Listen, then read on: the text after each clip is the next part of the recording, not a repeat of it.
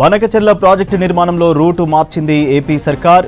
Polavaram Nallamala Sagar link ప్రాజెక్టుకు డిపిఆర్కు AP టెండర్లు పిలిచింది. నల్లమల సాగర్ వరకే బనకచెర్లను పరిమితం చేసేలా నిర్ణయం తీసుకున్నారు. బనకచెర్ల లింకులో అనుకున్న తొలి 2 దశలు యథావిధిగా ఉండనున్నాయి. బొల్లాపల్లి రిజర్వాయర్ వరకు డిపిఆర్ సేమ్ ఉంది. బొల్లాపల్లి నుంచి నల్లమల సాగర్ వరకు నీటిని లిఫ్ట్ చేయనున్నారు. ఇదే విషయంపై డీటెయిల్స్ శ్రీశైలం లైవ్లో అందిస్తారు. శ్రీశైలం, బనకచెర్ల విషయంలో ఏపీ రూటు మార్చినట్టు తెలుస్తోంది. డీటెయిల్స్ ఏంటి? సూర్య, ఏపీ ప్రభుత్వం మరో కొత్త ప్లాన్కు సిద్ధమైంది. పాత సీసాలో కొత్త సారే అన్న చందంగా ఏపీ ప్రభుత్వం వ్యవహరిస్తోంది. పోలవరం బనకచెర్ల పేరుతో ఒక ప్రాజెక్ట్ టేకప్ చేసి గోదావరి నీళ్ళ పేరు చెప్పి కృష్ణా నీళ్లను దోపిడీ చేసేటువంటి ప్లాన్కు తెరతీసినటువంటి ఏపీ ప్రభుత్వం దాని మీద తీవ్రమైనటువంటి విమర్శలు రావడం, అదేవిధంగా కోబేసిన్లో ఉన్నటువంటి రాష్ట్రాలన్నీ కూడా అబ్జెక్షన్ చేయడం, అటు సిడబ్ల్యూసీ కూడా అంతగా సానుకూలంగా లేకపోవడంతో చివరికి ఎట్టకేలకు డిపిఆర్ తయారీకి టెండర్లు పిలిచిన తర్వాత పోలవరం బనకచెర్ల ప్రాజెక్టును ఏపీ ప్రభుత్వం క్యాన్సిల్ చేసింది. అయితే ఇప్పుడు అందరూ కూడా ఇంకా ఏపీ ప్రభుత్వం ఊరుకుందులే అని అనుకున్నారు. కానీ ఏపీ ప్రభుత్వం మాత్రం తన వక్రబుద్ధిని మరోసారి చాటుకుందని చెప్పుకోవచ్చు. ఏదైతే మనకు పోలవరం బనకచెర్ల స్థానంలో పోలవరం నల్లమల సాగర్ని తెర మీద తీసుకొచ్చింది. అంటే ఇప్పటివరకు పోలవరం బనకచెర్ల ప్రాజెక్టులో 3 స్టేజ్లు ఉండగా ఆ 3ట్లో 2 యథావిధిగా ఉంటాయి. అయితే బనకచెర్లకు బదులుగా నల్లమల సాగర్కు బొల్లాపల్లి రిజర్వాయర్ నుంచి నీటి తరలించడం అనేది ఈ కొత్త ప్లాన్ను టేకప్ చేసింది. దీనికోసం ఎంత దూకుడుగా వ్యవహరిస్తుందంటే ప్లాన్ను టేకప్ చేసినటువంటి కొద్ది రోజుల్లోనే డిపిఆర్ తయారీ కోసం ఈ రోజు నుంచి టెండర్లను కూడా ఆహ్వానిస్తోంది. దాదాపు 9 కోట్లతోని టెండర్లను ఆహ్వానించినట్టుగా మనకు తెలుస్తుంది. అయితే ఇనిషియల్గా బనకచెర్లకు నీటిని తరలించి అక్కడి నుంచి పెన్నా బేసిన్లో ఉన్నటువంటి ప్రాంతాలన్నింటికీ నీటిని అందించాలనేటువంటి ప్లాన్ను ఏపీ ప్రభుత్వం టేకప్ చేసింది. కానీ అప్పుడు 80,000కు పైగా కోట్లు ఖర్చు అవుతాయని అంచనా వేసింది. కానీ ఇప్పుడు నల్లమల సాగర్కి 58,000 కోట్లకు పైగా ఖర్చు అవుతుందని చెప్పి అంచనా వేసింది. అయితే పోలవరం నుంచి బనకచెర్లకు తరలించేటువంటి మార్గంలో బొల్లాపల్లి వద్ద రిజర్వాయర్ నిర్మించాలని ముందే డిసైడ్ చేసింది. అక్కడి నుంచి అంటే ఇది 2వ దశ కింద ఈ బొల్లాపల్లి రిజర్వాయర్ని టేకప్ చేస్తారు. అక్కడి నుంచి నల్లమల సాగర్కి అంటే వలిగొండలో భాగంగా నల్లమల సాగర్ని అక్కడ నిర్మిస్తున్నారు. దానిలోకి బొల్లాపల్లి నుంచి నీరుని తరలించి అక్కడి నుంచి మళ్ళీ పెన్నా బేసిన్కి తరలించి ఆ ద్వారా నీళ్ళు ఇవ్వాలని చెప్పి ఏపీ ప్రభుత్వం ఆలోచన చేస్తుంది. అయితే ఇప్పటికే బనకచెర్ల ప్రాజెక్ట్ వద్దు, దాన్ని మీరు ఇప్పటికే గోదావరిలో కానీ కృష్ణాలో కానీ ఇచ్చినటువంటి కేటాయింపుల కంటే కూడా ఎక్కువగా నీటిని వాడుతున్నారు, పైన ఉన్నటువంటి రాష్ట్రాలకు అన్యాయం జరుగుతుందని చెప్పి అనేక రాష్ట్రాలు అంటే మన రాష్ట్రంతో పాటు ఇతర రాష్ట్రాలు కూడా బనకచెర్ల ప్రాజెక్టు మీద ఒక యుద్ధం చేసినట్టుగా మనం చెప్పుకోవచ్చు. దీంతో కేంద్ర ప్రభుత్వం కూడా దిగొచ్చింది. దానికి పర్యావరణ అనుమతులు కూడా ఇవ్వమని చెప్పి కేంద్రం తేల్చెప్పింది. దీంతో ఏపీ ప్రభుత్వం తలొగ్గింది. చివరికి ఆ ప్రాజెక్టు క్యాన్సిల్ చేస్తున్నట్టు ప్రకటించినప్పటికీ కూడా మళ్ళీ కొత్త పేరుతోని ఏపీ ప్రభుత్వం ఈ ప్రాజెక్టును టేకప్ చేస్తుంది. బనకచెర్ల స్థానంలో నల్లమల సాగర్ని తీసుకొచ్చి తన ఏదైతే తరలించాలనుకున్నటువంటి నీటి ఉందో ఆ నీరంతా కూడా తీసుకుపోయేటువంటి కుట్రలో భాగంగా ఇప్పుడు నల్లమల సాగర్ పేరుతోని కొత్త కుతంత్రానికి ఏపీ ప్రభుత్వం తెరదీసిందని చెప్పుకోవచ్చు. ఈ క్రమంలోనే టెండర్లు డిపిఆర్ తయారీ కోసం ఆహ్వానించింది. ఇవి పూర్తయిన తర్వాత దీన్ని మళ్ళీ ఎక్స్టర్నల్ అఫైర్స్ కమిటీకి పంపించి అక్కడ ఆమోదం పొందాలని చూస్తుంది. ఆ తర్వాత సిడబ్ల్యూసీని కూడా ఆమోదం పొందాలని చూస్తుంది. అయితే దీని మీద ఇంకా ఎప్పుడైతే బనకచెర్ల ప్రాజెక్ట్ టేకప్ చేసినప్పుడు ఏవైతే తప్పులు ఏపీ ప్రభుత్వం చేసిందో ఇప్పుడు మళ్ళీ ఈ నల్లమల సాగర్ విషయంలో కూడా అదే పనిచేస్తుంది. కనీసం మనకు అపెక్స్ కౌన్సిల్లో ఉన్నటువంటి తీర్మానం ప్రకారమైన ఏదైతే మనకు ఏపీ రీఆర్గనైజేషన్ యాక్ట్ బిల్లు ఉందో దాని ప్రకారమైనా కూడా కోబేసిన్గా ఉన్నటువంటి లేదంటే విభజనలో భాగమైనటువంటి తెలంగాణ ప్రభుత్వానికి కొత్త ప్రాజెక్టులు టేకప్ చేసినప్పుడు ఖచ్చితంగా సమాచారం ఇవ్వాలనేటువంటి ఒక నిబంధన ఉంది. కానీ ఆ నిబంధన తొంగలో దొక్కింది. అదేవిధంగా కొత్త ప్రాజెక్టులు టేకప్ చేయరాదు అనేటువంటి అంశంలో అపెక్స్ కౌన్సిల్లో తీర్మానం ఉంది, దాన్ని కూడా పట్టించుకోలేదు. దాంతోపాటు కోబేసిన్ స్టేట్స్ ఏవైతే బనకచెర్ల మీద అభ్యంతరం వ్యక్తం చేశాయో ఆ అభ్యంతరాలను కూడా ఇప్పుడు ఏపీ ప్రభుత్వం పట్టించుకోవట్లేదు. సేమ్ అంతకుముందుకు బనకచెర్ల గురించి ఏదైతే చేసిందో అదే పన్నాగంతో ఇప్పుడు నల్లమల సాగర్ను కూడా టేకప్ చేస్తుంది. అంటే కేంద్రం చెప్పినా రాష్ట్రాలు చెప్పినా వినకుండా బనకచెర్ల విషయంలో ముందుకు వెళ్ళి అబాసు పాలైనటువంటి ఏపీ ప్రభుత్వం మళ్ళీ ఇప్పుడు కూడా అదే పనిచేస్తుంది నల్లమల సాగర్ విషయంలో. అంటే ఖర్చు తగ్గించుకోవడంతో పాటు ఎక్కువ ప్రయోజనం పొందాలని చూస్తున్నటువంటి ఏపీ ప్రభుత్వం ఇప్పుడు నల్లమల సాగర్ ద్వారా ఆల్రెడీ వలిగొండలో భాగంగా నల్లమల సాగర్ రిజర్వాయర్ నిర్మిస్తున్నాం కాబట్టి మళ్ళీ కొత్తగా బనకచర్లకు తరలించి అక్కడ నుంచి తెచ్చుకునే బదులు ఈ బొల్లాపల్లి రిజర్వాయర్ నిర్మించుతాం, అక్కడ నుంచి నేరుగా నల్లమల సాగర్ తీసుకొని పోయి అక్కడ నుంచి నీళ్ళను వాడుకోవాలని చెప్పి ప్లాన్ చేస్తుంది. కానీ ఇక్కడ ఎగువ రాష్ట్రాలు ఏదైతే అభ్యంతరాలు వ్యక్తం చేస్తున్నాయో ఆ అభ్యంతరాలు ఎక్కడ కూడా పట్టించుకోలేదు. ఇప్పటికే మనం తెలంగాణ రాష్ట్రం కొత్తగా ఏర్పడిన రాష్ట్రంగా మనకు కేటాయింపుల మీద ట్రిబ్యునల్లో వాదనలు జరుగుతున్నాయి. దానికోసం మనం సహజమైన న్యాయమైనటువంటి కేటాయింపులు ఉండాలి. ఎందుకంటే బేసిన్గా ఇటు కృష్ణా కానీ అటు గోదావరిలో కానీ ఎక్కువగా వాటా రావాల్సినటువంటి తెలంగాణ రాష్ట్రానికి ఆ వాటా దక్కడం లేదు. అప్పట్లో తాత్కాలిక వాటా కింద ఎక్కువ అన్యాయం జరిగింది, ఎక్కువ నీటిని ఏపీ కేటాయించుకుపోయింది. ఇప్పుడు మళ్ళీ అంటే ఈ చర్చ ఏదైతే ట్రిబ్యునల్లో వాదనలు జరుగుతున్న నేపథ్యంలో ఆ కొత్త ప్రాజెక్టులు ఏవి టేకప్ చేయదని చెప్పి మనం బనకచర్ల మీద పోరాటం చేశాం, కేంద్రం దగ్గరికి వెళ్ళాం. సీఎం రేవంత్ రెడ్డి కూడా స్వయంగా లేఖలు రాయడము, అదేవిధంగా కేంద్ర జలశక్తి మంత్రిని కూడా స్వయంగా కలిసి విన్నవించడం, అదేవిధంగా సిడబ్ల్యూసి సమావేశాలు కానీ కృష్ణా బోర్డు సమావేశాల్లో కానీ గోదావరి బోర్డు సమావేశాల్లో కానీ పోలవరం ప్రాజెక్ట్ అథారిటీ సమావేశాల్లో కూడా తెలంగాణ అధికారులు ఈ బనకచర్ల ప్రాజెక్ట్ లేవనెత్తుతూ దానికి ఎప్పటికప్పుడు తీవ్రంగా అభ్యంతరం వ్యక్తం చేస్తూ వచ్చారు. వాళ్ళు టేకప్ చేసిన ప్రతి అంశాన్ని కూడా కేంద్రం దృష్టికి తీసుకుపోవడం, దాని మీద ఫిర్యాదు చేయడం చేస్తూ వచ్చారు. ఇప్పుడు మళ్ళీ సేమ్ నల్లమల సాగర్ విషయంలో కూడా ఏపీ ప్రభుత్వం ఇట్లాంటి ప్లాన్ని అమలు చేయబోతోంది. ఎగువ రాష్ట్రాల అభ్యంతరాలను కానీ కేటాయింపులకు సంబంధించిన అంశాన్ని కూడా పట్టించుకోకుండా ఎన్ని నిబంధనలు, ఎన్ని ట్రిబ్యునల్స్, ఎన్ని యాక్ట్లు ఉన్నప్పటికీ కూడా అవన్నిటిని కూడా తొంగలో తొక్కడం, ఆ నిబంధనలు పట్టించుకోకుండా వాటిని బేఖాతరు చేస్తూ ఈ నల్లమల సాగర్ విషయంలో కూడా ముందుకు వెళ్తుంది. దానిలో భాగంగానే టెండర్లు పిలిచినట్టుగా మనకు తెలుస్తుంది. అయితే దీంట్లో మన రాష్ట్రానికి కూడా ఖచ్చితంగా సహజంగా లభించేటువంటి నీటి వాటాల్లో అన్యాయం జరిగేటువంటి అవకాశం ఉంది. గోదావరిలో కానీ కృష్ణాలో కానీ నీటి వాటా తేలక ముందు శాశ్వత కేటాయింపులు జరగకుండా ఏ ప్రాజెక్టు కూడా టేకప్ చేయరని చెప్పి మనం మొదటి నుంచి వాదిస్తూ వస్తున్నాం.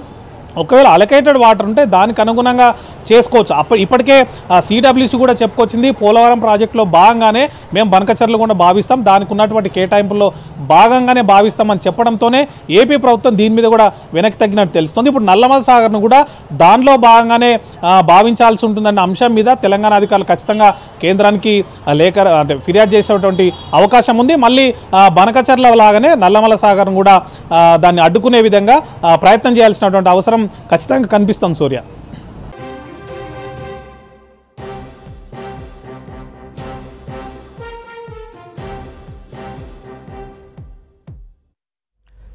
రాష్ట్రంలో చలి తీవ్రత కాస్త తగ్గింది. బంగాళాఖాతంలో ఏర్పడిన తుఫాను ప్రభావంతో శీతల గాలుల ప్రభావం తగ్గుముఖం పట్టింది. ఇక బంగాళాఖాతంలో మరో అల్పపీడనం ఏర్పడే అవకాశాలున్నాయని వాతావరణ శాఖ అధికారులు తెలిపారు. ఇది క్రమంగా బలపడి వాయుగుండంగా మారే ఛాన్స్ ఉందన్నారు. దీని ప్రభావంతో రాష్ట్రంలో వర్షాలు పడే ఛాన్స్ ఉందన్నారు. ఈ నెల 30 తర్వాత దక్షిణ జిల్లాలో మోస్తరు నుంచి తేలికపాటి వర్షాలు పడే ఛాన్స్ ఉందని తెలిపారు. సీజన్తో సంబంధం లేకుండా వర్షాలు కురుస్తున్నాయి. దీంతో ప్రజలు ఇబ్బందులు పడుతున్నారు. ఏ కాలమైనప్పటికీ ఈ 7 వర్షాలు కురిశాయి. రానున్న రోజుల్లో కూడా వర్షాలు కురిసే ఛాన్స్ ఉండడంతో జాగ్రత్తలు తీసుకోవాలని సూచిస్తున్నారు అధికారులు.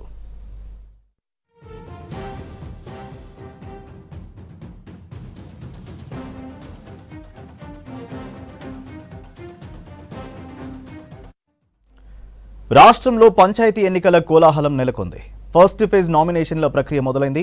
నామినేషన్ల కోసం జిల్లాల ఎన్నికల అధికారులు ఇప్పటికే ఏర్పాట్లు పూర్తి చేశారు. నామినేషన్ల స్వీకరణకు ఎలాంటి ఇబ్బందులు తలెత్తకుండా పగడ్బందీ చర్యలు చేపట్టారు.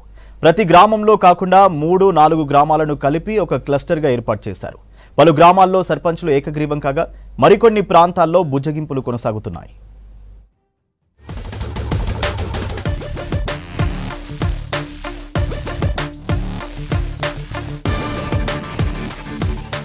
రాష్ట్రంలో తొలిదశ పంచాయతీ ఎన్నికలకు నామినేషన్ల పర్వం మొదలైంది. 3 రోజుల పాటు నామినేషన్లు స్వీకరిస్తారు అధికారులు. ఈ నెల 30న నామినేషన్ల పరిశీలన ఉంటుంది. ఎన్ని నామినేషన్లు తిరస్కరించారు, ఎన్ని నామినేషన్లు చెల్లుబాటు అయ్యాయి అనేది అదే రోజు తేలుతుంది. తిరస్కరించిన నామినేషన్లపై డిసెంబర్ 1న సాయంత్రం వరకు అప్పీల్ చేసుకోవచ్చు. డిసెంబర్ 2న అప్పీల్ పరిష్కరిస్తారు. డిసెంబర్ 3న మధ్యాహ్నం 3 గంటల వరకు నామినేషన్ల ఉపసంహరణకు గడువు ఉంటుంది. అదే రోజు మధ్యాహ్నం 3 గంటల తర్వాత బరిలోని అభ్యర్థుల జాబితాను ఎన్నికల అధికారులు ప్రకటిస్తారు. తొలి విడత స్థానాలకు డిసెంబర్ 11న పోలింగ్ ఉంటుంది. అదే రోజు ఓట్లను లెక్కిస్తారు.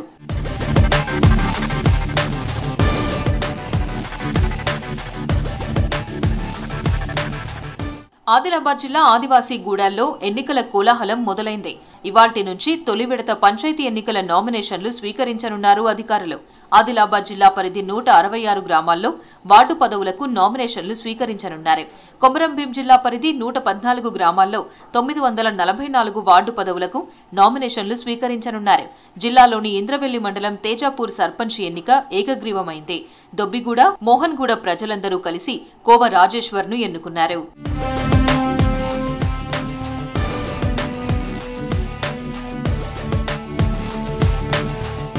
గ్రామ పంచాయతీ ఎన్నికల ప్రక్రియ పగడ్బందీగా నిర్వహించాలన్నారు నిర్మల్ జిల్లా ఎన్నికల పరిశీలకులు అయేషా మస్రద్ ఖానం. జిల్లాల్లో పంచాయతీ ఎన్నికల నామినేషన్ కేంద్రాలను పరిశీలించారు అబ్జర్వర్ అయేషా. నామినేషన్ ప్రక్రియ పారదర్శకంగా ప్రశాంత వాతావరణంలో పూర్తి చేయాలన్నారు ఎన్నికల అబ్జర్వర్ అయేషా.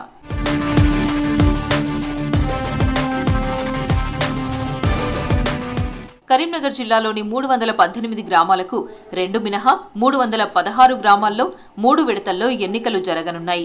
మొదటి విడతలో కరీంనగర్ రూరల్, గంగాధర, రామడుగు, చొప్పదండి, కొత్తపల్లి మండలాల్లోని 92 గ్రామ పంచాయతీలు, 866 వార్డులకు ఎన్నికలు జరగనున్నాయి.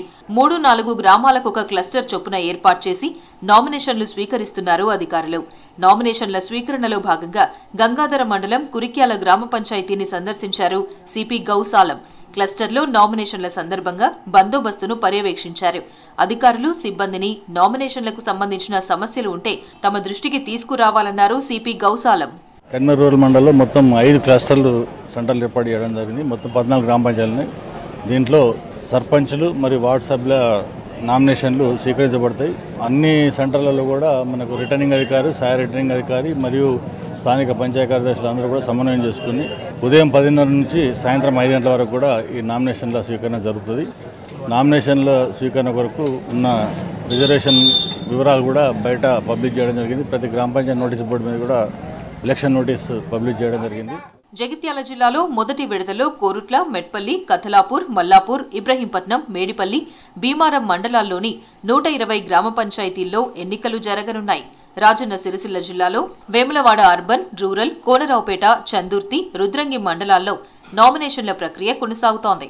మొత్తం 5 మండలాల్లోని 85 సర్పంచ్ స్థానాలు, 748 వార్డు సభ్యుల స్థానాలకు ఎన్నికలు జరగనున్నాయి. 27, 28, 29 3 రోజుల్లో నామినేషన్ ప్రక్రియ ఉదయం 10:30 నుంచి సాయంత్రం 5 గంటల వరకు తీసుకోబడతాయి. ఈ క్లస్టర్లలో మనకు 5 ఆర్ఓలను నియమించడం జరిగింది. వారికి సపోర్టుగా ఏఆర్ఓలు కూడా ఉన్నారు. వీరికి మనం అన్ని నామినేషన్ సంబంధించిన మెటీరియల్, నామినేషన్ పత్రాలు, దానికి అనుబంధంగా ఉన్నటువంటి డాక్యుమెంట్స్, తర్వాత పూర్తి మెటీరియల్ వారికి అందజేయడం జరిగింది. అక్కడ ఒక హెల్ప్ డెస్క్ కూడా ఏర్పాటు చేయడం జరిగింది. ఎవరైనా పోటీదారులు ఉంటే మీరు మొదటగా నామినేషన్ సెంటర్కి వెళ్ళి నామినేషన్ పత్రంతో పాటు మిగతా డాక్యుమెంట్ తీసుకొని ఎలా నింపాలో తెలుసుకొని మళ్ళీ మీరు నామినేషన్ వేయడానికి సిద్ధంగా ఉండాలని మీకు తెలియజేస్తున్నాము. రాజ్యాంగం కల్పించిన ఓటు హక్కును ప్రతి ఒక్కరూ వినియోగించుకోవాలన్నారు మంచిర్యాల జిల్లా కలెక్టర్ కుమార్ దీపక్. ఇవాల్టి నుంచి గ్రామ పంచాయతీ సర్పంచ్, వార్డు మెంబర్లకు నామినేషన్లు స్వీకరణ షురూ అయినట్లు చెప్పారు. జిల్లాలో మొత్తం 306 గ్రామ పంచాయతీలు, 2680 వార్డులకు ఎన్నికలు జరుగుతున్నాయన్నారు. ఎన్నికల కోసం 5000కు పైగా అధికారులను నియమించామని తెలిపారు కలెక్టర్. మన జిల్లాలో టోటల్ 306 జీపీ ఉన్నాయి అండ్ టోటల్ 2680 వార్డ్స్ ఉన్నాయి. సో దానిలో 3 ఫేజ్లో ఎలక్షన్ జరుగుతుంది. సో ఫస్ట్ ఫేజ్లో జన్నారం మండల్, దండేపల్లి మండల్, లక్షటిపేట్ మండల్ అండ్ హాజీపూర్ మండల్కి 90 జీపీ, 90 జీపీ అండ్ 816 816 జీపీ సంబంధించిన అది 16 వార్డ్స్ సంబంధించిన నామినేషన్ ఈరోజు స్టార్ట్ అయిపోయింది. సో దానికోసం 28 క్లస్టర్స్లో డివైడ్ చేసేసి క్లస్టర్ వారీగా 6 రిటర్నింగ్ ఆఫీసర్ స్టేజ్ 1 వాళ్ళు నామినేషన్ తీసుకుంటున్నారు. వరంగల్ జిల్లాలో తొలి దశ పంచాయతీ ఎన్నికలకు నామినేషన్లు స్వీకరిస్తున్నారు. ఉమ్మడి వరంగల్ 6 జిల్లాల్లోని 1683 గ్రామ పంచాయతీలకు, 14776 వార్డులకు 3 దశల్లో ఎన్నికలు జరగనున్నాయి. ఇక నామినేషన్ల కోసం ప్రతి మండలంలో క్లస్టర్లను ఏర్పాటు చేశామన్నారు వరంగల్ కలెక్టర్ సత్యశారద. అభ్యర్థులు వారి క్లస్టర్లలో సూచించిన పంచాయతీలలో నామినేషన్ వేయాలని సూచించారు కలెక్టర్. ఈరోజు పర్వతగిరి, వర్ధన్నపేట అండ్ రాయపర్తి ఈ మండలాలలో 29 క్లస్టర్స్లో నామినేషన్ అనేది తీసుకోవడం జరుగుతుంది. అండ్ ఈ క్లస్టర్స్ అనేవి మనం ఎలా ఏర్పాటు చేసామంటే 2-3 గ్రామ పంచాయతీని క్లబ్ చేసి ఒక క్లస్టర్ అయింది. సో అలా 29 clusters in these 3 mandals, 91 GPs ఉన్నాయి ఈ 3 మండలాల్లో. వీటిని క్లస్టర్ వారీగా ఒక దగ్గరికి తీసుకొచ్చి ఆర్ఓ ఏఆర్ఓ అక్కడ అవైలబుల్ ఉండేటట్టు గ్రామ పంచాయతీ వారీగా ఆ క్లస్టర్లో అక్కడ మనం ఈ నామినేషన్స్ అనే పేపర్స్ ఫస్ట్ ఇవ్వడం జరుగుతుంది. ఎవరైతే ప్రాస్పెక్టివ్ కంటెస్టెంట్ ఉంటారో వాళ్ళు వచ్చి తీసుకొని వెళ్ళేదానికి ఏర్పాట్లు చేస్తున్నాం. ఖమ్మం జిల్లాలో తొలి విడత సర్పంచ్ ఎన్నికల సందడి మొదలైంది. ఉదయం నామినేషన్ల ప్రక్రియ కొనసాగుతోంది. జిల్లాలో 571 గ్రామ పంచాయతీలు ఉండగా 566 గ్రామ పంచాయతీల్లో మొదటి విడతగా ఎన్నికలు జరగనున్నాయి. 7 మండలాల్లోని 192 పంచాయతీ సర్పంచ్ పదవులు, 1740 వార్డులు ఉన్నాయి. నామినేషన్లు వేసే అభ్యర్థులకు అవగాహన కల్పిస్తున్నామంటున్నారు కలెక్టర్ అనుదీప్ దురిశెట్టి. మనకి ఇప్పుడు ఫస్ట్ ఫేజ్లో 7 మండలాలు ఉన్నాయి. మేజర్గా మదిర నియోజకవర్గంలోని 4 మండలాలు, రఘునాథపాలెం, ఖమ్మం కాన్స్టిట్యున్సీలోది మనకి ఈ ఫస్ట్ ఫేజ్లో ఉంటున్నాయి. సో దాదాపు 192 గ్రామ పంచాయతీలు దాంట్లో ఈ ఫేజ్లో మనకి ఎలక్షన్ జరుగుతూ ఉన్నది. అన్ని గ్రామ పంచాయతీల్లో మనకి 566 గ్రామ పంచాయతీలకి 3 ఫేజుల్లో కూడా ఎన్నికలు నిర్వహించడానికి ప్రక్రియ అన్ని విధాలుగా ఏర్పాట్లు చేసినాం. పాలమూరు జిల్లా వ్యాప్తంగా గ్రామ పంచాయతీ ఎన్నికల నామినేషన్ల పర్వం మొదలైంది. సర్పంచ్, వార్డు మెంబర్ల ఎన్నిక కోసం అభ్యర్థులు నామినేషన్లు వేస్తున్నారు. పల్లెపోరులో బలం చాటాలని ఉవ్విలూరుతున్నారు. పోటాపోటీగా నామినేషన్లు దాఖలు చేస్తున్నారు.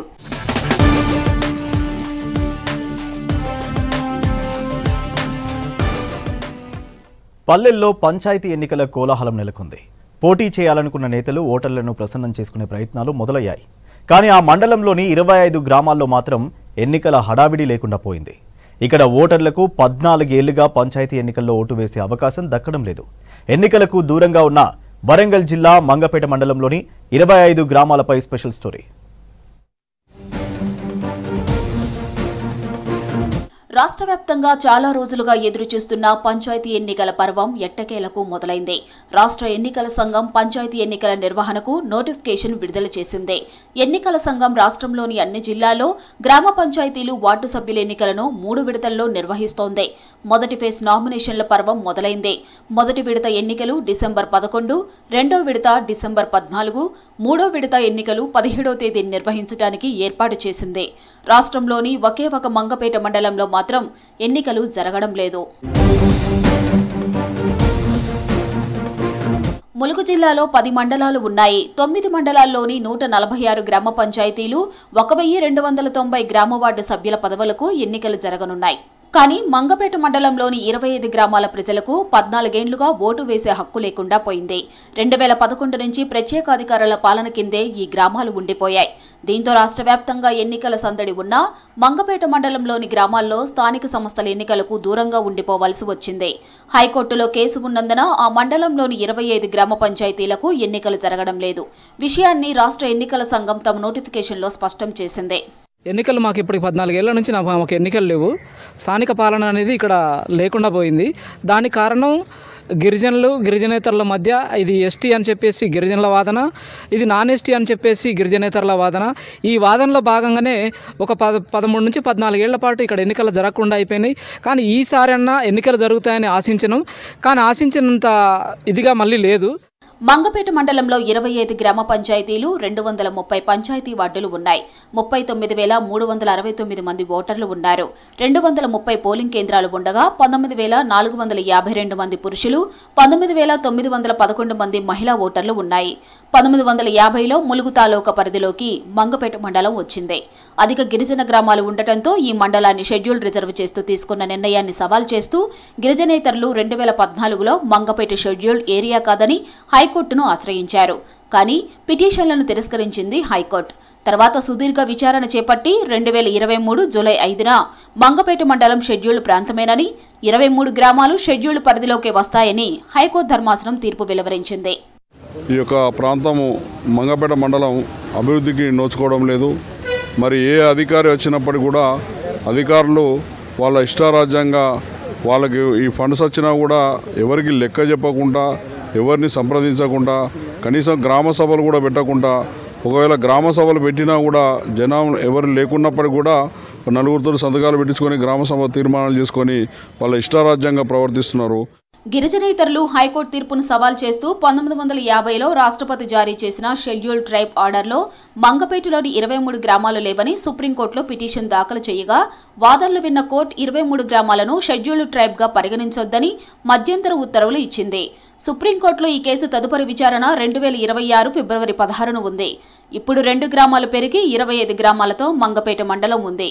ఈ క్రమంలో ఎన్నికలను మంగపేట మండలంలోని గ్రామాల్లో నిర్వహించడం లేదు.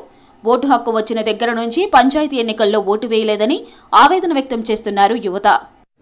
సుప్రీంకోర్టు తీర్పు ఇచ్చింది మధ్యంతర ఉత్తర్వుల ద్వారా, ఇట్లా సంగతి ఇది జనరల్ అని చెప్పి ఇచ్చారు.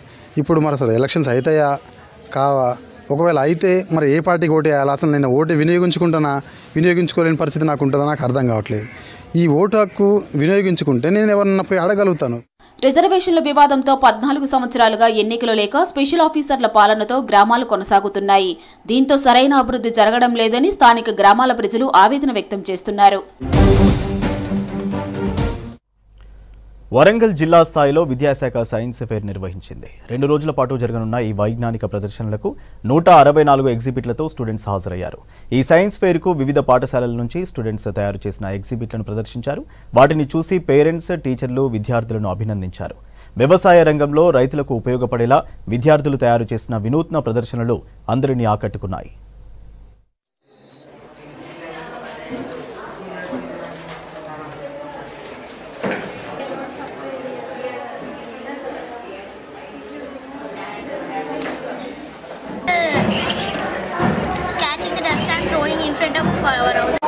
level of increasing like వస్తే ఇట్లా ఇది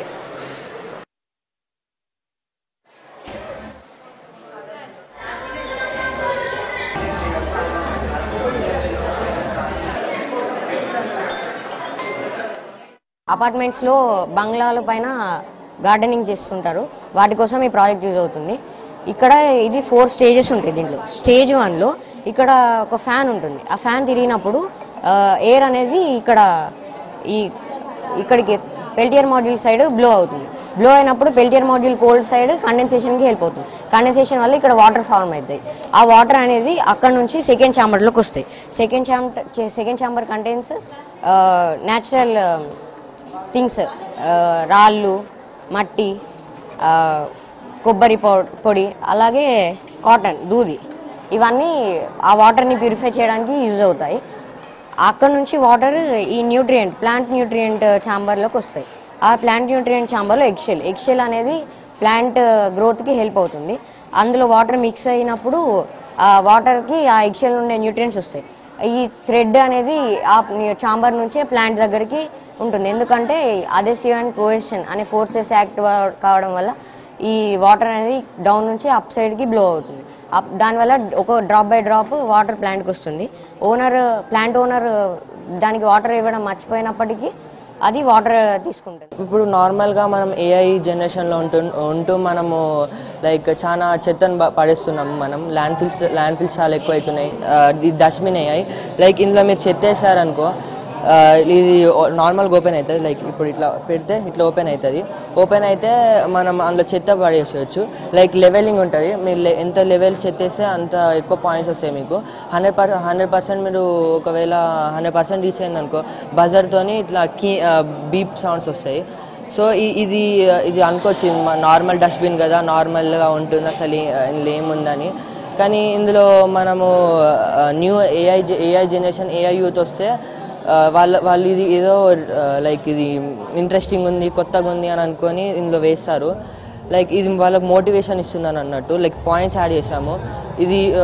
this is the feature which is very unique from all the other inventions. First ఒక ఫ్యాన్ తీసుకొని ఫ్యాన్కి దాని బ్లేడ్స్ అన్నీ తీసేయాలి. తీసేసిన తర్వాత దానికి ఒక చైన్ తీసుకొని చైన్కి దానికి ఉన్న స్క్రూస్కి అటాచ్ చేసిన తర్వాత నియర్ బై రాడ్స్ తీసుకున్న తర్వాత ఇవి ప్లేట్స్ ఫిక్స్ చేస్తే దాని తర్వాత దీనికి ఇలా ఎలక్ట్రిక్ వైర్స్ తోటి కనెక్షన్ ఇచ్చేసి ఈ చైన్స్ ఉన్నాయో ఆన్ చేసినప్పుడు అది దానికి తాకుతాయి.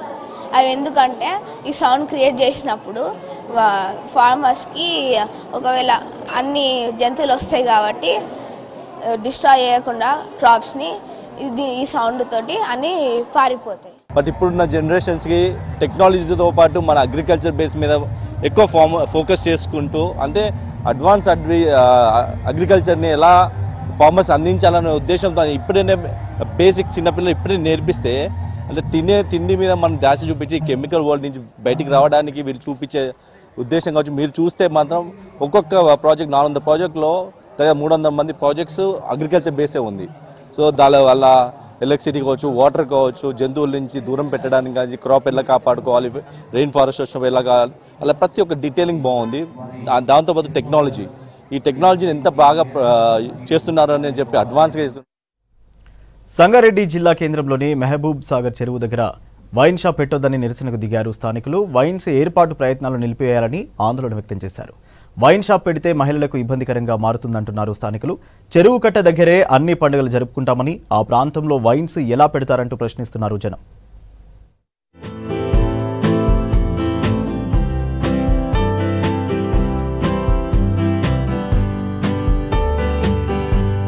సంగారెడ్డి జిల్లా కేంద్రంలో అన్ని పండుగలకు ప్రధాన కేంద్రంగా ఉంటుంది మహబూబ్ సాగర్ చెరువు. ఉదయం సాయంత్రం జనం వాకింగ్ కు, వీకెండ్స్ లలో పిల్లలతో ఎంజాయ్ చేసేందుకు మహబూబ్ సాగర్ తప్ప మరో ఆప్షన్ లేదు. అలాంటి ప్రాంతంలో వైన్ షాప్ పెడితే జనం ఇబ్బందులు ఎదురవుతాయని నిరసనకు దిగారు స్థానికులు. సంగారెడ్డి మున్సిపాలిటీ జనం మొత్తానికి బతుకమ్మ ఘాట్ అంటే మహబూబ్ సాగర్ మాత్రమే. మహిళలు పెద్ద ఎత్తున వచ్చి బతుకమ్మ ఆడే ప్రాంతం ఇది. నాగుల పంచమికి చెరువు కట్టపైన ఉన్న పుట్టలో పాలు పోసేందుకు అదే దారిన వెళ్తారు మహిళలు. వినాయక నిమజ్జనం కూడా మహబూబ్ సాగర్ చెరువులోనే నిర్వహిస్తారు.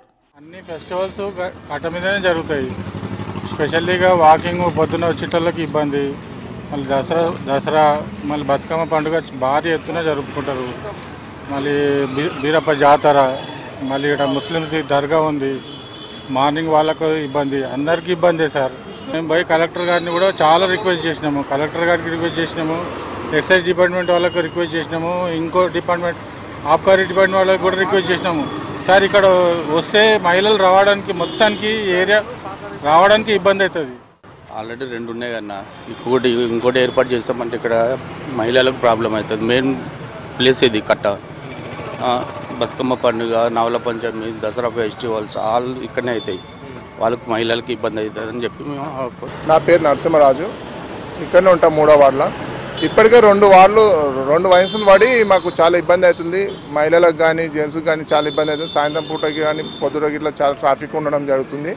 మళ్ళీ అదేవిధంగా ఇక్కడ మళ్ళీ ఇంకొక వైన్స్ పడుతుందంటే ఇవతల సైడు. మళ్ళీ ఆ వైన్స్ పడకుండా చూస్తే బాగుంటుంది. ఎందుకంటే రిటైర్డ్ ఎంప్లాయీస్ డైలీ వాకర్స్కి వెళ్తుంటారు, మళ్ళీ లేడీస్ వెళ్తుంటారు. మళ్ళీ ఇక్కడ బీరప్పల జాతర అవుతుంది ఇయర్కి ఒకసారి, వినాయక చవితి, బతుకమ్మ పండుగ, నాలుగో పంచమి అవుతాయి. ఇది వెంటనే ఆపేయాలని మేము అనుకుంటున్నాం. ఈ వైన్స్ ఇక్కడ రాకుండా ఏది ఉన్నా కానీ 1 సైడ్ పెట్టుకోమని చెప్తున్నాము, అక్కడ సైడ్ పెట్టుకోమని వైన్స్. ఒకవేళ ఇక్కడ ఇట్లా వైన్స్ వస్తే మాత్రం తీవ్రమైన పరిణామాలు చూడుకుంటాయి. చాలా గట్టిగా ఉంటాయి. టెంట్ వేసుకొని ఫస్ట్ నుంచి టెంట్ వేసుకొని గిట్ల ఇక ధర్నాలు చేయగలుగుతామని మాకు పాతం. సంగారెడ్డి చెరువు కట్టపై వైన్స్ పెట్టొద్దని స్థానికులు కలెక్టర్ ప్రవీణ్యను కలిసి వినతి పత్రం ఇచ్చారు. చెరువు కట్టపై కట్టమైసమ్మ ఆలయం, నాగులమ్మ ఆలయం ఉన్నాయి. దీంతో మహిళలు పూజల కోసం అదే దారిలో వెళ్తారు. అలాంటి ప్రాంతంలో వైన్స్ షాప్ పెట్టడం సరికాదని చెబుతున్నారు స్థానికులు. 10 ఏళ్ల క్రితం కూడా చెరువు కట్టపై వైన్స్ పెట్టేందుకు యత్నించగా స్థానికులు అడ్డుకున్నట్లు తెలిపారు. మళ్లీ ఇప్పుడు వైన్స్ నిర్మించే ప్లాన్ లో ఉండగా అడ్డుకుంటున్నామన్నారు స్థానికులు.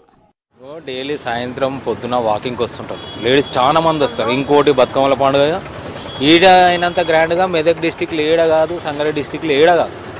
జగేడ్ సాబ్ ఇంకోటి 500 కోట్లు శాంక్షన్ చేపిండి కట్టకు. ఇక్కడ వైన్స్లు వేస్తే లేడీస్ ఎట్లా పోతారు, వాళ్ళు ఎట్లా పోతారు, ఎవడు పెట్టుకున్న వాది ఇదంతా. ఈడ న్యూసెన్స్ అవుతుందనే మేము మసాలు కంప్లీట్ చేసినాము వైన్స్ వనర్లకు. వాళ్ళు అంతో ఇంతో ఇక్కడ చేస్తున్నారు. ఇక్కడ వచ్చి మళ్ళీ ఇక్కడ కొత్తగా పెడితే ఇక్కడ లేడీస్ ఎట్లా పోతారు.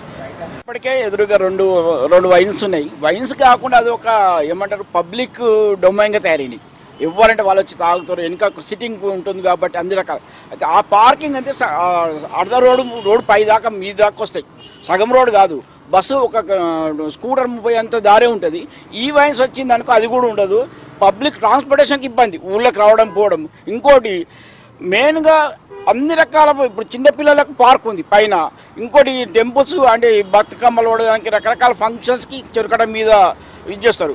ఇక్కడైతే యూత్ మెయిన్గా ఇక బీళ్ళు తీసుకపోయి చెరకడ మీద కొంచెం తాగి ఆనే పళ్ళ కొట్టిపోతారు. ఇప్పటికి మేము మా బాధపడుతున్నాం. మేము పొద్దుగాల మిస్సింగ్లా మేము వాకింగ్ చేసేటప్పుడు కాళ్ళ గుచ్చుకొని పోతాయి. ఒక షూలు ఇట్లా మర్చిపోయి చెప్పుల మీద పోయి దాంట్లో ఇట్లా లైట్గా అనుకుంటే అమ్మాయిలకి అది చాలా డేంజర్గా, ఎందుకంటే అవి ఒక దిక్కు అడిగేసి ఇంకో దిక్కు వచ్చి క్లిప్ చేస్తాయి. దాంతో చాలా విపరీతంగా మేము 2-3 సార్లు మేము అమ్మాయిలకు మేము ఫస్ట్ ఎయిడ్ చేస్తున్న పరిస్థితి. అధికారులు స్పందించి చర్యలు తీసుకోవాలని కోరుతున్నారు స్థానికులు. వైన్ షాప్ నిర్మించకుండా చూడాలంటున్నారు.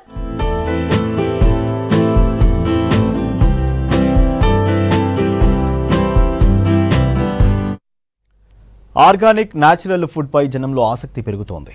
దీంతో గిరిజనులు, ఆదివాసీలు అడవుల్లో సేకరించే ప్రోడక్ట్స్తో పాటు వాళ్ళు తయారు చేసే ప్రోడక్ట్స్కు డిమాండ్ పెరుగుతోంది. అయితే గిరిజన ఉత్పత్తులు అన్నీ ఒకే చోట దొరికే పరిస్థితి లేదు. ప్రోడక్ట్స్ అమ్ముకోవడానికి గిరిజన మార్టులు ఓపెన్ చేస్తే బాగుంటుందంటున్నారు భద్రాద్రి జిల్లా గిరిజనులు.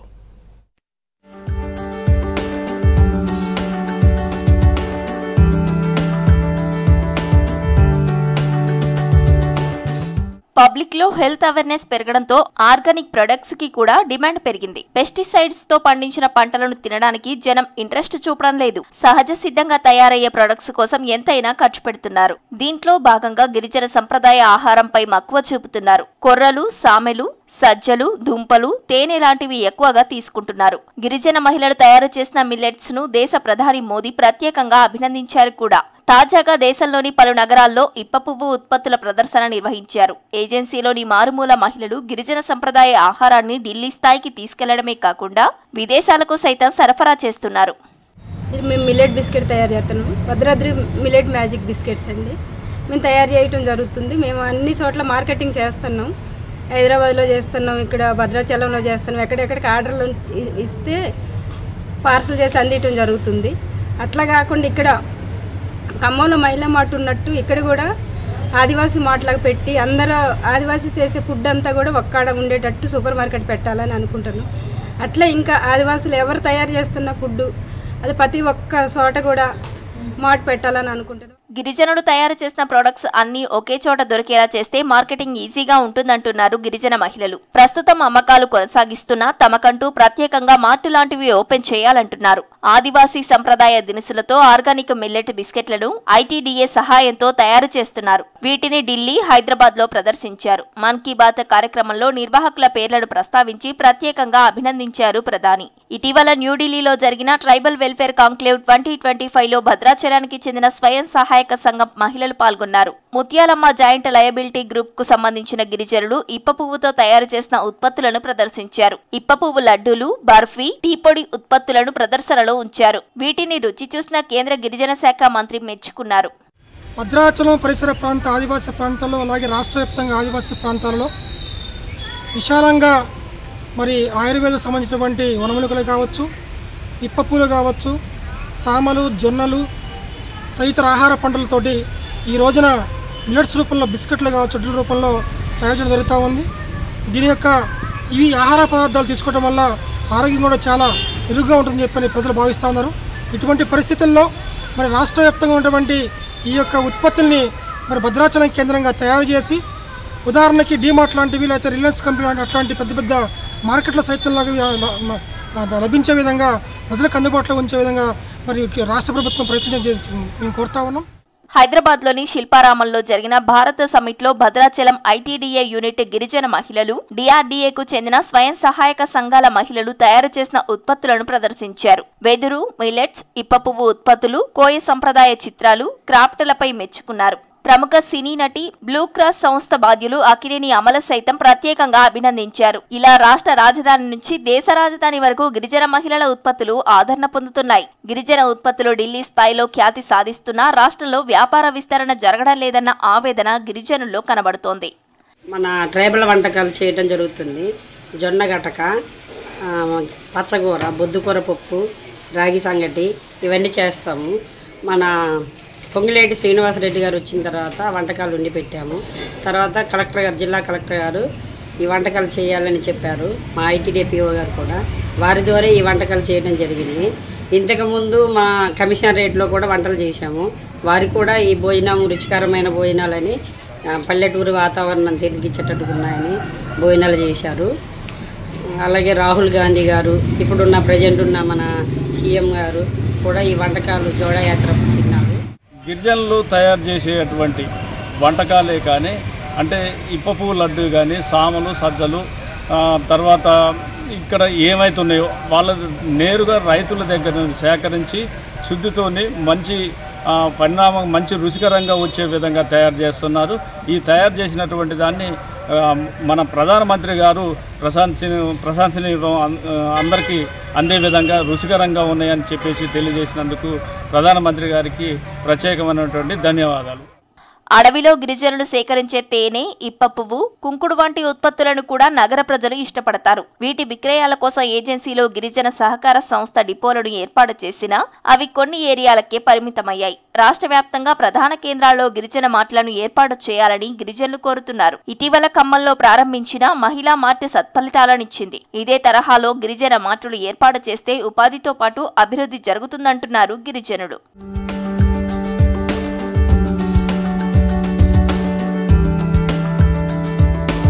నల్లమల కొండల నడుమ కృష్ణానది అలలపై క్రూజ్ జర్నీ పర్యాటకులకు ఆహ్లాదాన్ని పంచుతోంది. సుమారు 6 గంటల పాటు సాగే యాత్రలో తీరం పొడవునా ఎన్నో ప్రాంతాలు కనువిందు చేస్తున్నాయి. పర్యాటకులను ఎంతగానో ఆకట్టుకుంటున్న సోమశిల శ్రీశైలం లాంచ్ జర్నీ గురించి మరిన్ని విషయాలు తెలుసుకుందాం.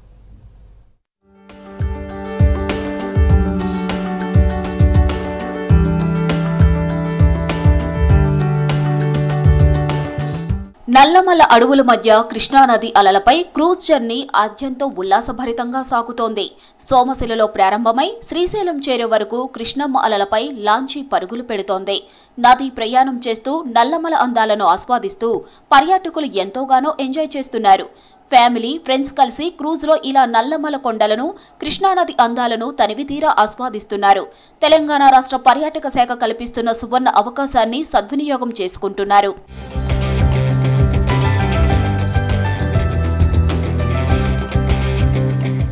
సుమారు 120 కిలోమీటర్ల దూరం, 6 గంటల ప్రయాణం, డబుల్ డెక్కర్ లాంచీలో ఉదయం 9 గంటలకు సోమశిల నుంచి యాత్ర మొదలవుతుంది.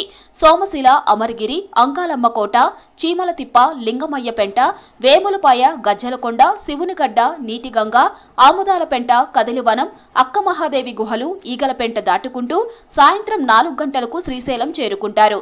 దారి పొడవున ఎత్తైన నల్లమల కొండలు, ద్వీపాలు, చెంచుపెంటలు కనువిందు చేస్తున్నాయి. మరెన్నో పర్యాటక ప్రాంతాలు, చారిత్రక ప్రదేశాలు దర్శనమిస్తున్నాయి. కృష్ణా తీరం వెంబడి మత్స్యకారుల చేపల వేట ఆకట్టుకుంటోంది. అంతేకాక నల్లమలను తాకుతూ ప్రవహిస్తున్న కృష్ణానదిలో లాంచీ ముందుకు కదులుతుంటే ఎన్నో వృక్ష, జంతు జాతులు, వన్యప్రాణులు తారసపడుతున్నాయి. ఈ సోమశిల టెంపుల్ దర్శనం చేసుకున్న తర్వాత మేము ఇక్కడ సోమశిల నుంచి లాంచీలో శ్రీశైలం బయలుదేరామండి. శ్రీశైలం వెళ్ళిన 7 hours జర్నీ. ఈ 7 hours జర్నీలో చాలా ఈ ఆహ్లాదకరమైన వాతావరణము, ప్రకృతి, అలాగే కొండలు అన్ని చూడముచ్చటగా ఉన్నాయండి. అలాగే ఈ బోటింగ్లో కూడా మాకు సదుపాయాలు బాగా కల్పించారు. స్నాక్స్ కానీ భోజన వసతి అన్ని కల్పించారు. సోమశిల నుండి శ్రీశైలంకి చిన్నపిల్లలకి 2,000 రూపాయలు, పెద్దవాళ్ళకైతే 3,000 రూపాయలతో దాదాపు అన్ని వసతులు అంటే భోజన వసతి, స్నాక్స్, ఎవ్రీథింగ్ వాళ్ళు అరేంజ్ చేస్తూ తీసుకెళ్తున్నారు. సో ఇటువంటి అద్భుతమైనటువంటి టూరిస్ట్ ప్లేస్ను చూడడం మాకు చాలా ఆనందంగా ఉంది. సోమశిల శ్రీశైలం లాంచ్ 3 ఫ్లోర్లలో గ్రౌండ్ ఫ్లోర్ అంతా క్రూయిజ్ టీం పర్యవేక్షణలో ఉంటుంది. మిగతా ఫస్ట్ ఫ్లోర్, సెకండ్ ఫ్లోర్లలో పర్యాటకుల కోసం సీటింగ్ ఉంటుంది. AC cabin dining, second floor open top ఉంటుంది. ఆడియో సిస్టంతో ఆడుతూ పాడుతూ పర్యాటకులు క్రూజ్ జర్నీని ఎంజాయ్ చేస్తున్నారు. వారంలో ఒక ట్రిప్ అంటే శనివారం సోమశిల నుంచి క్రూజ్ బయలుదేరుతుంది. మరుసటి రోజు శ్రీశైలం నుంచి క్రూజ్ రిటర్న్ జర్నీ మొదలవుతుంది. క్రూజ్లో 120 సీటింగ్ కెపాసిటీ ఉంటుంది. పర్యాటకులకు వెజిటబుల్ మీల్స్ తో పాటు టీ ఫెసిలిటీ పర్యాటక శాఖ అందిస్తోంది.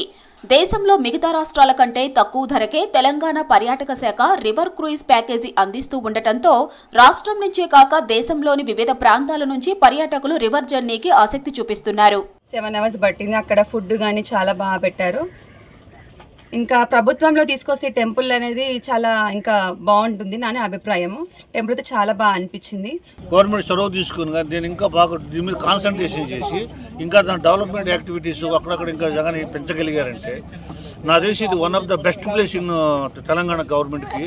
ఇంకా మేమైతే బోట్ తీయడానికి అయితే సిద్ధంగా ఉన్నాము. ఇంకా పర్యాటకులు వచ్చేసి మనకు బుకింగ్స్ ఆన్లైన్లో బుక్ చేసుకోవచ్చు. ఇంకోటి ప్యాకేజ్ ప్రకారం ఒక 60 మంది, 60 మంది కూడా ఒకసారి వచ్చి బుక్ చేసుకోవచ్చు. ఆఫ్లైన్లో కానీ ఆన్లైన్లో బుక్ చేసుకోవచ్చు. పర్యాటకుల సేఫ్టీ మీద ఫోకస్ ఎక్కువగా ఉంటుంది. క్రూజ్ లో మొత్తం 10 మంది టీం సభ్యులు ఉంటారు. 2 కెప్టెన్స్, 1 వైస్ కెప్టెన్ ఉంటారు.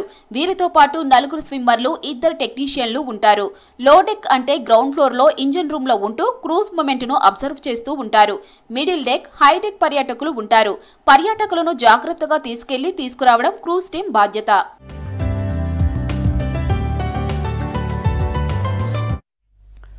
రాష్ట్ర ప్రభుత్వం ప్రతిష్టాత్మకంగా నిర్మిస్తున్న సీతమ్మ సాగర్ ప్రాజెక్టు పనులు ఆలస్యమవుతున్నాయి.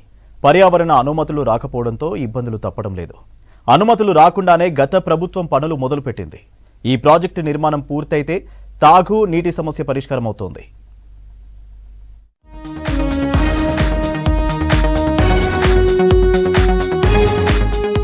సీతమ్మ సాగర్ ప్రాజెక్టు నిర్మాణం పూర్తయితే సాగు తాగునీరు సమస్య పరిష్కారం అవుతోందని రాష్ట్ర సర్కార్ భావిస్తోంది. ఈ మేరకు బరాజ్ పనులకు పర్యావరణ అనుమతుల కోసం 2018లో కేంద్ర పర్యావరణ శాఖకు దరఖాస్తు చేసింది.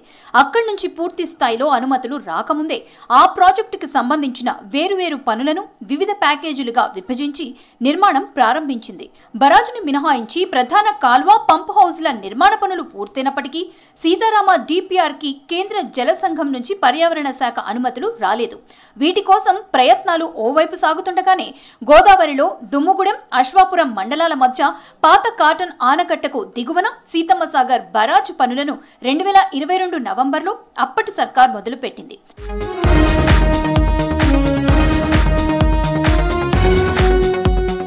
కేంద్ర పర్యావరణ శాఖ నుంచి అనుమతులు రాకుండానే సీతమ్మ సాగర్ బరాజు నిర్మిస్తున్నారని, గోదావరి బ్యాక్ వాటర్తో నదీ పరివాహక ప్రాంతాల్లోని గ్రామాలు, పాలాలు, అడవులు మునిగిపోతాయని భద్రాచలం ఏజెన్సీకి చెందిన కొందరు 2022 డిసెంబర్లో నేషనల్ గ్రీన్ ట్రిబ్యునల్ చెన్నై బెంచ్ని ఆశ్రయించారు. దీంతో పర్యావరణంతో పాటు అన్ని రకాల అనుమతులు వచ్చే వరకు ప్రాజెక్టు పనులు ఆపాలంటూ 2023 ఏప్రిల్ 26న NTT ఆదేశాలు జారీ చేసింది. అయినప్పటికీ క్షేత్రస్థాయిలో పనులు ఆగలేదు. దీంతో ఈ అంశంపై NTT ఆగ్రహం వ్యక్తం చేస్తూ ఎక్కడి పనులు అక్కడే ఆపాలని, కనీసం అక్కడ నిర్మాణ యంత్ర సామాగ్రి సైతం ఉండడానికి వీల్లేదంటూ 2023 మే 29న ఆగ్రహం వ్యక్తం చేసింది. అప్పటి నుంచి బరాజు పనులు నిలిచిపోయాయి. తమ ఉత్తర్వులు మీరి నిర్మాణ పనులు కొనసాగించినందుకు NTT దాదాపు 54 కోట్లు జరిమానా విధించింది. అదేవిధంగా ఉమ్మడి ఖమ్మం జిల్లా సాగునీటికి సంబంధించినటువంటి ప్రాజెక్టు కాబట్టి ఏ సమస్య వలన ఈ ప్రాజెక్టు నిర్మాణ పనులు ఆగినాయో ఆ సమస్యని ప్రస్తుత రాష్ట్ర ప్రభుత్వం చొరవ తీసుకొని పరిష్కారం చేసి ముంపు ప్రాంత బాధితుల్ని ఆదుకొని వాళ్ళు ట్రిబ్యునల్ని ఆశ్రయించడానికి గల కారణాలను విశ్లేషించి రాష్ట్ర ప్రభుత్వం ఆ ప్రాంత సమస్యలని పరిష్కరించి ఖచ్చితంగా ఈ ప్రాజెక్టు నిర్మాణ పనుల్ని, బ్యారేజ్ పనుల్ని పూర్తి చేసి ఉమ్మడి ఖమ్మం జిల్లా రైతాంగాన్ని ఆదుకోవాలని సీతమ్మ సాగర్ ప్రాజెక్టు సమగ్ర నివేదికను అనుమతులు లేకపోయినా, బరాజు నిర్మాణానికి పర్యావరణ క్లియరెన్స్లు లేకపోయినా ఈ ప్రాజెక్టులో భాగంగా నిర్మించిన 3 పంప్ హౌజ్లను రాష్ట్ర ప్రభుత్వం 2024 ఆగస్టులో లాంఛనంగా ప్రారంభించింది. అప్పటి నుంచి పెండింగ్లో ఉన్న అనుమతులు తీసుకునేందుకు రాష్ట్ర నీటిపారుదల శాఖ ప్రయత్నాలు చేస్తోంది. ఎట్టకేలకు ఈ ఏడాది ఏప్రిల్ 24 నాటికి సీతారామ DPRకి ఎకనామిక్ ఫిజిబిలిటీ, టెక్నికల్ అడ్వైజరీ కమిటీల ఆమోదం లభించింది. ఇక పర్యావరణ, అటవీ శాఖ అనుమతులు కూడా సాధిస్తే సాంకేతిక చిక్కులన్నీ తొలగిపోతాయి. మా ఊర్లో సీతారామ సాగర్ ప్రాజెక్టు పనులు 2022లో స్టార్ట్ అయినవి. మళ్ళీ కొన్ని రోజుల తర్వాత అర్ధాంతరంగా పనులు ఆగిపోయినవి. మళ్ళీ అవి కొన్ని ప్రభుత్వం పట్టించుకొని మళ్ళీ పనులు స్టార్ట్ చేయాలని, దాన్ని మళ్ళీ ప్రజలకు, మన ఖమ్మం జిల్లా రైతాంగాన్ని అందరికీ మళ్ళీ ఉపయోగపడాలని, పనులు చేకూర్చాలని మళ్ళీ ప్రభుత్వం తనకు పట్టించుకొని మళ్ళీ పనులు స్టార్ట్ చేస్తే మళ్ళీ రైతాంగాన్ని అందరికీ ఉపయోగపడేట్టుగా కోరుకుంటున్నాం. సీతమ్మ సాగర్ ప్రాజెక్టు ఈ కెనాల్ పనులు ఆఫ్ చేయడం వలన అనేక మంది ఇబ్బంది పడుతూ ఉన్నారు. ఎందుకంటే అసలు ప్రభుత్వ లక్ష్యం ఏంటంటే ఉమ్మడి జిల్లాలో సస్యశ్యామలం చేయాలనే ఉద్దేశంతో ఈ పనులు ప్రారంభించి కోట్ల రూపాయలు ఖర్చు చేసినప్పటికీ ఈ అసంపూర్తిగా అక్కడే నిలిచిపోయినాయి. కాబట్టి పర్యావరణ అనుమతులు కానీ తీసుకొని ప్రభుత్వం ఈ పనులు ప్రారంభం చేస్తే ఉమ్మడి ఖమ్మం జిల్లాలో ఉన్నటువంటి రైతాంగానికి సాగునీరు అందించి ఈ పంటలన్నీ సస్యశ్యామలమైతే ప్రభుత్వం అనుకున్న లక్ష్యం నెరవేరుతుంది. కాబట్టి పర్యావరణ అనుమతులు తీసుకోకుండా ప్రాజెక్టుల నిర్మాణం చేపట్టిన విషయంలో పోస్ట్ యాక్టివ్ విధానంలో కేంద్రం అనుమతులు జారీ చేస్తూ వస్తోంది. ఈ మేరకు 2017, 2021లో 2 నోటిఫికేషన్లు జారీ అయ్యాయి. దీనికోసం ప్రత్యేక స్టాండర్డ్ ఆపరేటింగ్ ప్రొసీజర్ను కేంద్రం అమల్లోకి తెచ్చింది. అయితే ఈ 2 విధానాలను సుప్రీంకోర్టు కొట్టివేసింది.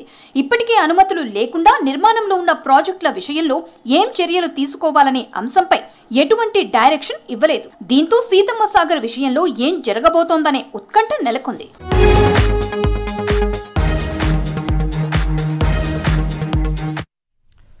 చేపలను అమ్మిన మహిళలు ఇక నుంచి చేపలను సంరక్షించే బాధ్యతలు చేపట్టనున్నారు. గాజు అక్వేరియంలో పెరిగే రంగురంగుల చేపలే వారికి ఆదాయ వనరులు కానున్నాయి. ఏంజల్ ఫిష్, గోల్డ్ ఫిష్, కాయకార్ప, బీటా ఫిష్ వంటి అందమైన చేపలను మహిళలే పెంచి అమ్మబోతున్నారు. రాష్ట్రంలోనే తొలిసారిగా కరీంనగర్లో అక్వేరియం చేపల వ్యాపారంలో మహిళలను ప్రోత్సహించేందుకు కొత్త కార్యక్రమం చేపట్టారు. మహిళా మత్స్యకారుల సంఘం ఆధ్వర్యంలో అక్వేరియం చేపల పెంపకం, అక్వేరియంల తయారీకి శిక్షణ ఇప్పించేందుకు ఇప్పటికే జిల్లా యంత్రాంగం నిధులు కూడా మంజూరు చేసింది.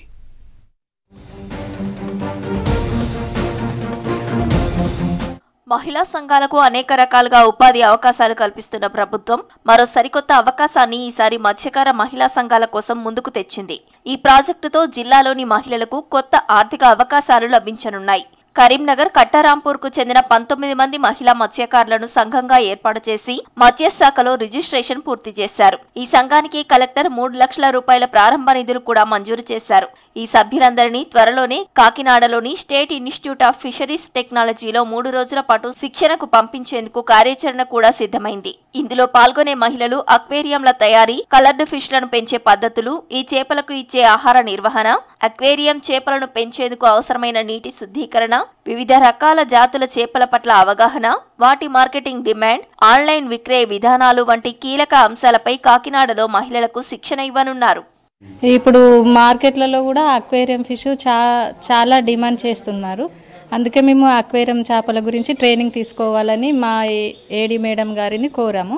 అందుకే మేడం గారు కూడా మాకు ట్రైనింగ్ ఇస్తామని నమ్మకం వచ్చింది. నేర్చుకోవాలని కూడా ఆసక్తి ఉంది. చాలా ఇంట్రెస్ట్గా మేము ఈ అక్వేరియం చేపల పెంపకం గురించి ట్రైనింగ్ తీసుకుంటాము. మేము చేపల వ్యాపారం చేస్తాము. మా ఆయన చేపలు పడతాడు, మేము కూడా చేపలు కడుగుతాము, అమ్ముతాము. ఇక పచ్చళ్ళు కూడా పెడతాము. పచ్చళ్ళు పెట్టి ఎవరికన్నా కావాలంటే పెడతాం. అదే అక్వేరియం పెట్టుకోవాలని కలర్ చేపలు అది పెట్టుకోవాలని మేడంను ప్రోత్సహించినాము. మాకు ఇట్లా 3 లక్షలు ఇచ్చిండ్రు, పెట్టిస్తామన్నారు. కాకినాడకు కూడా పంపించి ట్రైనింగ్ ఇప్పిస్తామన్నారు. ఇంటి అలంకరణలో అక్వేరియంలకు ప్రత్యేక స్థానం ఉంది. అక్వేరియంలోని రంగురంగుల చేపలను అలాగే చూస్తూ ఉండాలనిపిస్తుంటుంది. కార్పొరేట్ ఆఫీసులు, ఆసుపత్రులు, రెస్టారెంట్లు, హోటళ్లు, వినోద కేంద్రాలతో పాటు ఇళ్లలోనూ వీటికి డిమాండ్ రోజు రోజుకు పెరుగుతోంది. రోహు, కాట్లా వంటి సాధారణ చేపలతో పోలిస్తే gold fish, angel fish, koi carp, guppy, molly, betta fish వంటి అలంకరణ చేపలకు మార్కెట్లో మంచి ధర ఉంటుంది. మత్స్యకార కుటుంబాలకు చెందిన మహిళలను ఈ వైపు మళ్లించి వారిని బిజినెస్ ఎంటర్ప్రెన్యూర్లుగా మార్చాలన్న లక్ష్యంతో వారికి వీటిపై ప్రత్యేక శిక్షణ కోసం ప్రణాళికలు సిద్ధం చేశారు. జిల్లా కలెక్టర్ పమేలా సత్పతి ప్రత్యేక చొరవ తీసుకుని రాష్ట్రంలోనే తొలిసారిగా మహిళలకు శిక్షణ ఇవ్వాలని అధికారులను ఆదేశించారు. అక్వేరియం ఫిష్ బిజినెస్ తమకు ఎంతో ఉపయోగపడుతుందంటున్నారు మహిళా సంఘాల సభ్యులు. ఉపాధి పొందుతలేరు అని చెప్పి మేడం గారికి మేము సొసైటీ కావాలి, మహిళా సొసైటీ, మత్స్య పారిశ్రామిక సొసైటీ కావాలి అని చెప్పి ఒక అప్లికేషన్ మేము మూవ్ చేసినాం ఏడీ గారికి. ఏడీ గారు ఏం చేశారంటే ఆ కలెక్టర్ దృష్టికి తీసుకుపోయి కలెక్టర్ దృష్టిలో పెడితే ఇలా ఉంటుందని చెప్పి మేడం గారు వీళ్ళకి శాంక్షన్ చేయడం జరిగింది. మహిళలకు శాంక్షన్ చేసిన దానితో పాటు మేడం కూడా దాని మీద ఇంట్రెస్ట్ తీసుకొని ఆర్నమెంటల్ ఫిష్ మీద ఎక్కువ అయితే మీకు బాగా ఉంటుంది అని చెప్పి కలెక్టర్ మేడం గారు చెప్పడం జరిగింది వీళ్లకు. ఇప్పటి వరకు మహిళా మత్స్యకార సంఘాలకు ఇలాంటి పథకాలేవీ లేవు. అంతేకాదు రాష్ట్రంలోనే తొలిసారిగా ఇలాంటి వ్యాపారాన్ని మత్స్యకార కుటుంబాలకు చెందిన మహిళలతో చేపట్టనున్నారు. ఈ ప్రాజెక్టు విజయవంతమైతే కరీంనగర్ జిల్లా మహిళలకు మాత్రమే కాకుండా రాష్ట్రంలోని ఇతర జిల్లాలకు కూడా ఆదర్శంగా నిలవనుంది. చేపల పెంపకం అంటే ఇప్పటి వరకు కేవలం జలాశయాల్లో చేపలు పట్టడమే అని భావించిన పరిస్థితి మారనుంది. అలంకరణ చేపల ద్వారా ఆదాయాన్ని సంపాదించే మరో మార్గాన్ని మహిళలు కొత్తగా ఆవిష్కరించుకునే అవకాశం కనిపిస్తోంది. కలెక్టర్ మేడం గారు ఆర్నమెంటల్ ఫిష్ యూనిట్ శాంక్షన్ చేయడం జరిగింది. అంటే మాకు ట్రైనింగ్ పంపిస్తా అన్నారు. డిసెంబర్లో కాకినాడకు ట్రైనింగ్ పంపిస్తా అన్నారు. దీని ద్వారా మహిళలకు ఉపాధి దొరుకుతుంది మరియు అందరికీ ఒక అవగాహన వస్తుంది అని చెప్పే ప్రాతిపదికన మమ్మల్ని సెలెక్ట్ చేసుకున్నారు ఆర్నమెంటల్ ఫిష్ యూనిట్కి. మాకు చాలా సంతోషంగా ఉంది. కొత్తగా నూతనంగా ఏర్పడింది. దాంతోపాటు మాకు వెంటనే ఆర్నమెంటల్ ఫిష్ యూనిట్ శాంక్షన్ చేయడం జరిగింది. మాకు చాలా సంతోషంగా ఉంది. కరీంనగర్ జిల్లాలో ప్రారంభమవుతున్న ఈ కొత్త ప్రయోగం విజయవంతమైతే తెలంగాణలో మహిళల ఆర్థిక స్వయం సహాయం రంగానికి కొత్త దిశగా ఇది మారనుంది. సంప్రదాయ చేపలు అమ్ముకునే పాత్ర నుండి మహిళలు అక్వేరియం దుకాణాలు స్థాపించి ఎంటర్ప్రెన్యూర్లుగా ఎదిగే అవకాశం ఉంది. గురుస్వాములు RL Nayak, P Naveen Yadav, S Srikanth, Rinku స్వాముల ఆధ్వర్యంలో అయ్యప్ప స్వామి భక్త బృందం శబరిమల మహాపాదయాత్ర కొనసాగుతోంది. సికింద్రాబాద్ గణేష్ టెంపుల్ నుంచి మొదలై 35వ రోజు చిన్నమన్నూరు నుంచి సీ ఫుడ్ పట్టీకి చేరుకుంది. స్వాములకు జై కనకదుర్గమ్మ వైన్స్ ఓనర్ మనుక శివకుమార్ యాదవ్ భిక్షను ఏర్పాటు చేశారు. స్వాములు ఇవాళ రాత్రి గుడులూరులో బస చేయనున్నారు.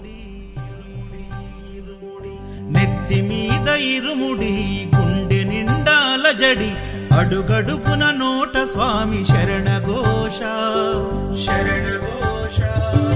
ఇల్లు తల్లిదండ్రులొదిలి భార్య పిల్లల బంధమొదిలి కానల్లో కాలి నడక సాగయాత్ర సాగయాత్ర. అయ్యప్ప స్వామి భక్త బృందం గురుస్వాముల వెంట యాత్ర. స్వాములు మాలేసుకోవడానికి డబ్బులు లేక, బట్టలకి డబ్బులు లేక ఎంతోమంది మాల వేసుకోకుండా ఆగిపోతున్నారు. అలాంటి స్వాములు చాలామంది ఉన్నారు అని మా గురుస్వాములు ఆలోచించి డబ్బులు ఉన్న వాళ్ళ కోసం కాదు ఈ యాత్ర, డబ్బులు లేక ఎవరైతే బాధపడుతున్నారో అయ్యప్పని చూడాలని మనసు వాళ్ళకి ఎంతో ఆరాటంతో ఉన్న వాళ్ళకి అయ్యప్ప దర్శనం చేపిస్తే అది గురుస్వామి అప్పుడు తన ఆత్మకి సాటిస్ఫాక్షన్ దొరుకుతుందనే ఆలోచనతోటి free irumudi, free accommodation, free food, free return ticket ఈ కాన్సెప్ట్తో ముందుకొచ్చి చాలామంది పేదలకి అయ్యప్ప స్వామిని దర్శనం చేపిస్తున్నారు గురుస్వామి. ఇలాంటి ఆలోచన వచ్చిన మా గురుస్వాములందరికీ స్వామియే శరణమయ్యప్ప. ఇంకా ముందు కూడా స్వాములు ఎవరైతే ఇబ్బందిలో ఉన్నారో డబ్బులు లేని వారికి డబ్బులు ఇస్తూ, ఒక స్వామికి తెలియకుండా వేరే స్వామికి తెలియకుండా వాళ్ళ ఇంట్లో ఇబ్బందులని అవన్నీ తీర్చి చాలామంది స్వాములని యాత్ర తీసుకొని వచ్చారు. స్వామి మీలో కూడా అయ్యప్పలు ఎవరైనా ఇబ్బందితో అయ్యప్ప దర్శనం చేసుకోలేకపోతున్నారంటే అందరికీ గుర్తు రావాల్సిన వ్యక్తి మా నవీన్ యాదవ్ గురుస్వామి. స్వామి ఈ 38 రోజుల ప్రయాణం ఎల్లుండికి ముగిసిపోతుంది స్వామి. ఈ ఇంత మంచి పాదయాత్రను మాకు సొంతం చేసిన మా నవీనన్న యాదవ్ గారి అండదండలతో మేము ఈరోజు వరకు ఇంత మంచి భాగ్యాన్ని మాకు కల్పించిన ఈ నవీనన్న యాదవ్ గురుస్వామికి మా పాదాభివందనాలు. తిరిగి క్షేమంగా ఇంటికి తీసుకుపోతున్నందుకు ఇంకా మాకు సంతోషకరమైన విషయం.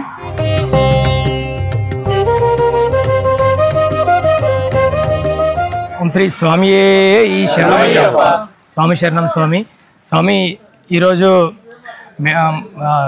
సికింద్రాబాద్ వినాయక టెంపుల్ నుంచి బయలుదేరినటువంటి అయ్యప్ప స్వామి భక్త బృందం మహాపాద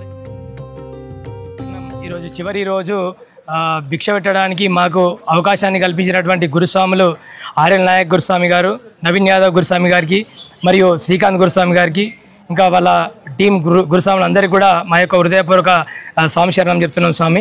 గ్యాలం స్వామి రజిత దంపతులు ఈరోజు భిక్ష పెడుతున్నారు స్వామి. స్వామి శరణం. ఆ అయ్యప్ప స్వామి మాకు మా కామారెడ్డి వాళ్ళకు ఫస్ట్ అల్పాహారంకు పూజ మాకే కల్పించారు గురుస్వాములు, చివరి భిక్ష కూడా మాకే కల్పించారు. స్వామి శరణం. వారికి పాదాభివందనం తెలియజేస్తున్నాం. స్వామి శరణం.